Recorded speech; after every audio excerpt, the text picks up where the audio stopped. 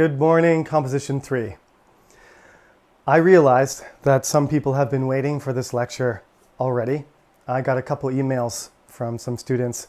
As I told you, it was my intention to start rolling out these videos at the beginning of the week, but for a variety of reasons, today was busy as well as earlier in the week, and I couldn't get to it. Professors hate hearing excuses from their students, but inevitably there are better excuses and worse ones. I had a horrible experience with this particular lecture because I have a microphone, and I better make sure, please. I did this entire lecture yesterday because a student emailed me earlier and said, "Where is it?" And I said, "It's coming, it's not uploaded yet." So I tried to do this yesterday. And it went really well. And then when I went to edit and upload it, I discovered that my microphone transmitter was on, but my receiver was not. So I talked for 25 minutes, and there was no way that I could salvage the whole thing. Everything looked fine except for there was no sound. So that's just a terrible, tragic feeling. It's the same feeling that students have when you're typing. Usually there's autosave now, but you're typing and you just finish your paper, and for some reason your computer turns off, or you accidentally delete the file and it's gone. And you just got to do it again. So here we are. This is round 2. I hope this version is better. Today you had homework.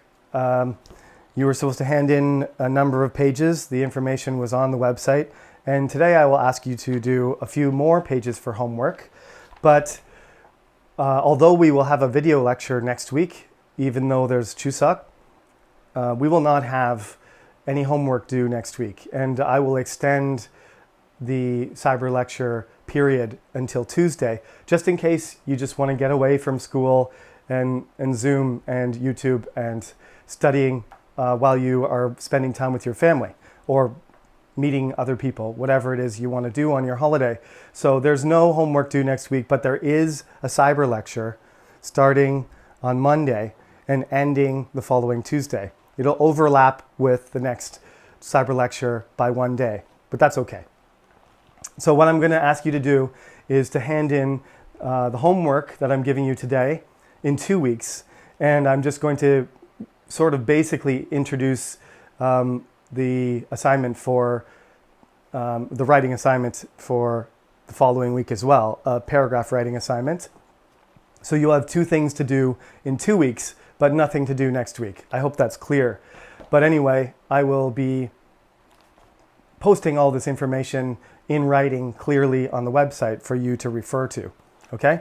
So we are on page 14 in the textbook, and I find this section a little bit confusing. Students are always not sure exactly what these terms mean. So I will do my best to explain what I think they are saying. It's not that complicated, but the words are a little bit not clear. So every paragraph and every file, every assignment, every article that we look at or you send will have a title.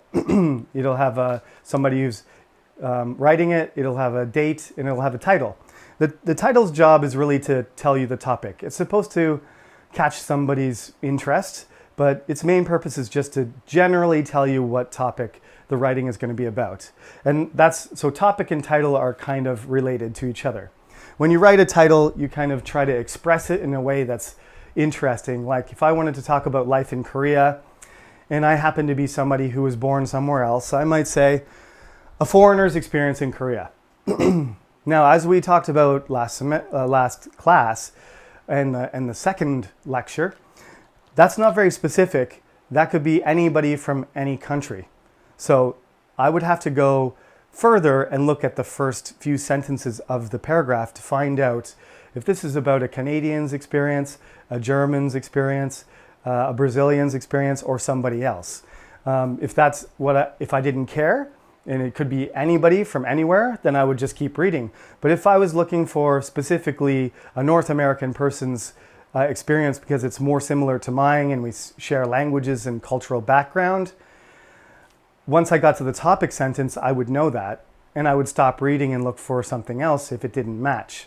So that's really what the purpose of this, be more specific and give more information at the beginning, is all about.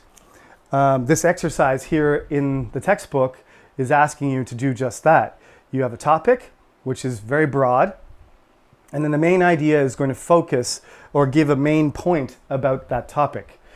So in last class, we read that paragraph about Switzerland, right?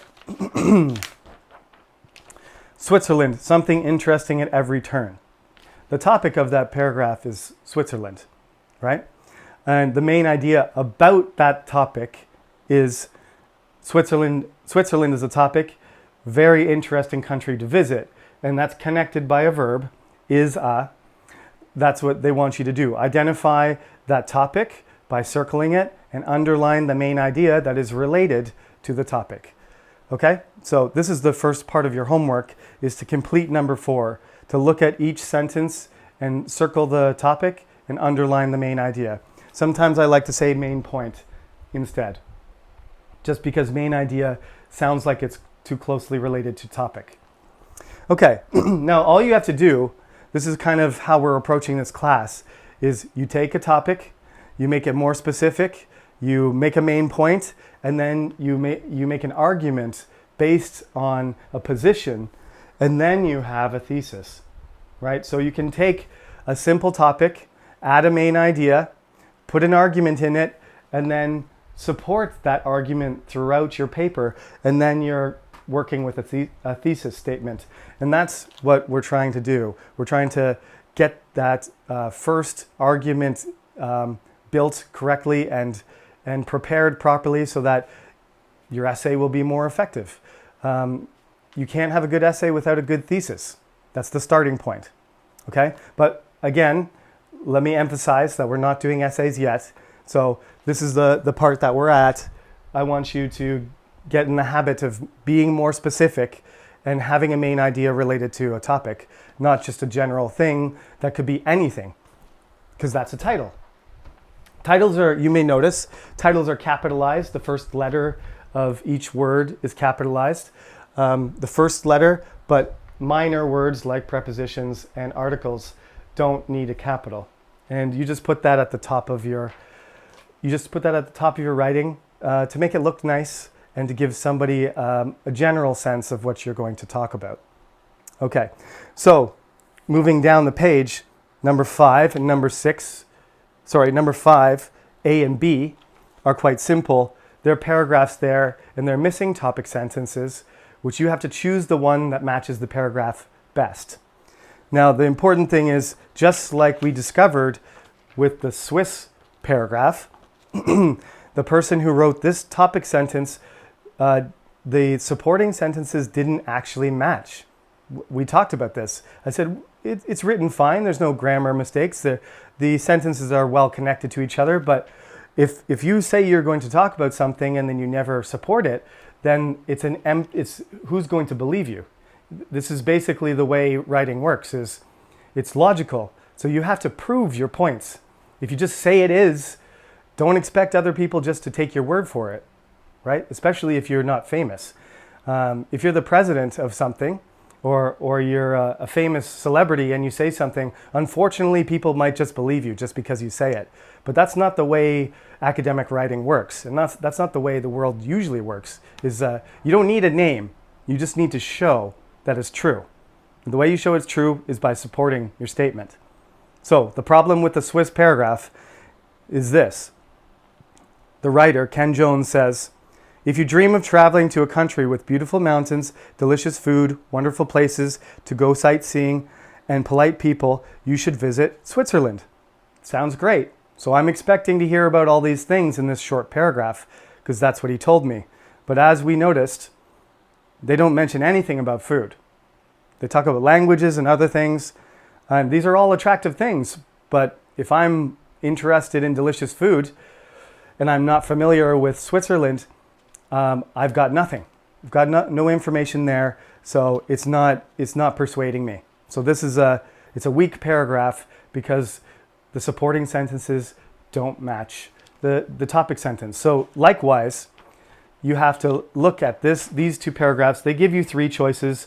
One of them matches very well with the rest, and the other two don't. So choose the one that matches the paragraph. It's well connected with the supporting sentences, and that's number 5. Number 6 is the most important question for you to work on, perhaps this semester, but at least today. What you have to do is write a topic sentence for the 3 following topics. There are 5. A benefit of doing physical exercise, a popular holiday or celebration, a healthy food to eat, a benefit of learning a second language, or playing an instrument. You may notice that those might be appropriate titles, but they are not appropriate topic statements, let alone thesis statements. So you're supposed to choose your topic, write it down, and then you should write a complex sentence that includes the topic and the main idea, and if you want to practice for your thesis, a reason, right? A reason for that main idea, a perspective or a claim about why that is true, okay? So a good word, a great conjunction is always because. That's how you can relate, that's how you can sort of be sure that you're going to have something that's a workable thesis, at least, is that there's some reason that you're making connections between two things, and other people have to judge whether those connections are good connections or not, right? So take the topic, add a main idea, and give a reason, make a claim, and then you're on your way to practicing how to make a thesis for your essay writing later this semester. Okay? So this is choose 3 out of the 5 and write a good topic sentence for that. Okay. Page 16, you don't have to do, skip it. 7 and 8 are just reminding you about vocabulary. There's no vocabulary test, but I have to say, you need to know these words: concluding sentence, supporting sentence, main idea, topic sentence, paragraph, thesis. You need to know what they mean. You don't need to give me a definition, but you won't be able to follow the instructions for assignments or the exam if you don't know these words. So if you want to look it over and make sure you understand what the words mean, that's good, but it's not homework. Page 17 is the last page that we will do today. It's another sample paragraph, and this type of paragraph is called a detail paragraph because although the topic sentence tries to be persuasive, saying this is how you'll feel about this, it's almost like an advertisement. The rest of the paragraph is just a list. And I don't want you to write like this, okay? So we're going to talk about this more next week, but I'm not interested in you advertising something to me. I don't really want to know that your smartphone is great and Apple has all these features in the iPhone 11, so you should buy one too. That's not really what we're trying to do here.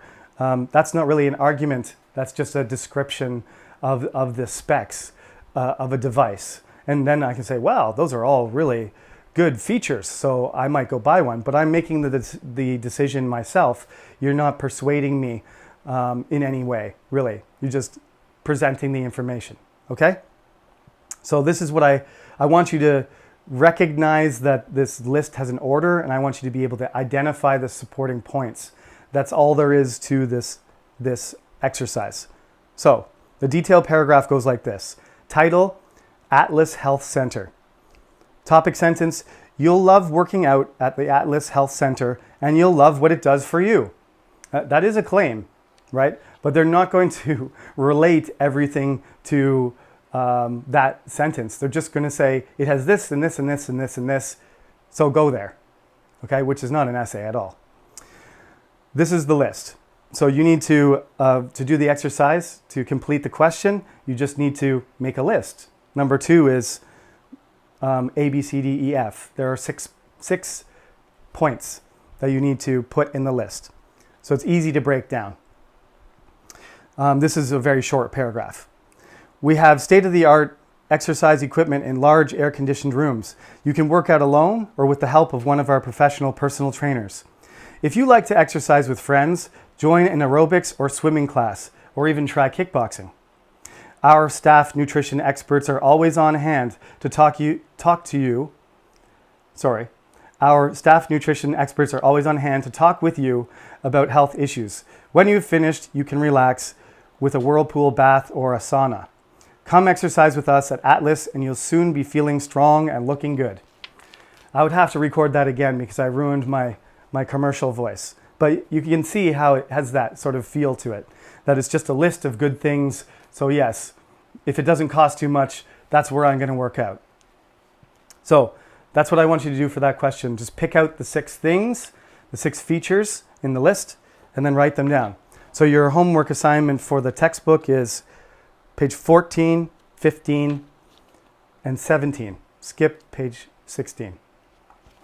Okay, now, the other assignment I want you to do 2 weeks from now is the paragraph. So on the website under the Composition 2 section, there is a writing format sample. You just look at that, put your information in the top right, title, start your writing. If you use references, put a reference page and make sure you clearly write where you got the information from so I can check it. The paragraph writing assignment will be based on the 5 topics that you do on page 16. Sorry, you're not doing page 16. Page 15, they give you 5 topics there. Those are the 5 topics you have to choose from. So the idea is that for your textbook assignment, you will pick 3 topics. You will narrow them down and write a good, solid topic statement. Then, when you're done that, you will choose one of those topic statements, and then you will write a paragraph based on that. So, you have a choice of 5. Narrow it down to 3. Get 3 good topic statements. Choose one. I don't want you to write on multiple topics. Please don't do that. Choose one of the 5.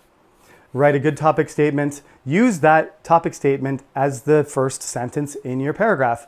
Write 1 page, 1 paragraph, 1 page.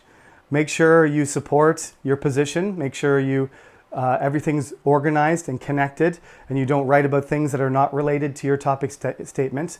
And then at the end, you write a solid concluding sentence that is related to the first sentence. And that is your first graded assignment. That is due 2 weeks from now with the other homework. And the homework, of course, is just for credit. But this assignment, this paragraph writing assignment will be graded. Okay? Now, all the information about what I just said, I'm going to put up on the website so you can double check. But like I said, the main idea is for the next week or so, you only have one responsibility. That is watch next week's video lecture. And then after Chuseok, you can get busy, do your textbook homework, and complete your paragraph and hand it in to me on Friday's class. Any time during Friday is fine, of course. Anytime until midnight, basically. If it's Saturday morning at 4 a.m., it's late. Okay? So, like I said, this information will be on the website. You may see me on video before Chuseok, or you may not. So I would like to say happy Chuseok. Be careful. We all know that the coronavirus can spread easily. So be responsible and be careful and enjoy yourself with your friends and family. I hope to see everybody in good health again after the holiday. So take care and talk to you next week.